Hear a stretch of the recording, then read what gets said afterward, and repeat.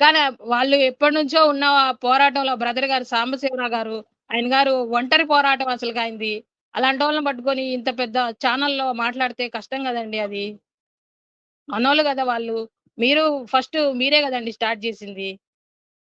ఆ రిగ్రెట్ లేదు బ్రదర్ గారి అయితే దగ్గర. అది సిస్టర్ బాధ్యత. నిజానికి సీసీ గారికి గారిని ఏకేడబ్ల్యూఎస్ అనిల్ కుమార్ గారన్నా, సాంబశివరావు గారన్నా అపారమైన గౌరవం. వాళ్ళనొక ఆరాధ్యుల్లాగా చూస్తుంటాడాయన.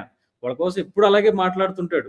ఈ విషయంలో వాళ్ళకి మించిన వాళ్ళు లేరు. ఇప్పుడసలు ప్రవీణ్ పగడాల గారి తర్వాత "అన్న మీరే" అని చెప్పాడు. ఇవన్నీ వాస్తవమే గానీ, మరలా ఆయనలో ఉన్న ప్రాబ్లమ్ ఏంటంటే, ఏదైనా నచ్చందుంటే అలాగే ఆయన ఇట్లాగే చెప్తుంటాడు. మీ చీరాల భాషలో ఆయన చెప్పే విధానానికి కొంతమంది అపార్థం చేసుకుంటున్నారని నేననుకుంటున్నా.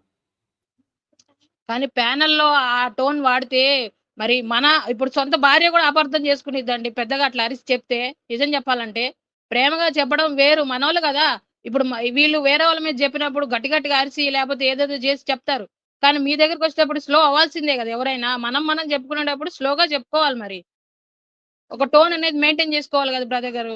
కళ్ళు బైర్లు గమ్మినియా, నీకు షుగర్ ఎక్కువైందా? బీపీ ఎక్కువైందా? మా ఛానెల్‌కి రావు అంటే, ఇగ నీకు ప్రేమ ఉందనే నువ్వు ఏ రకంగా నమ్ముతారు ఎవరైనా చెప్పండి బ్రదర్ గారు.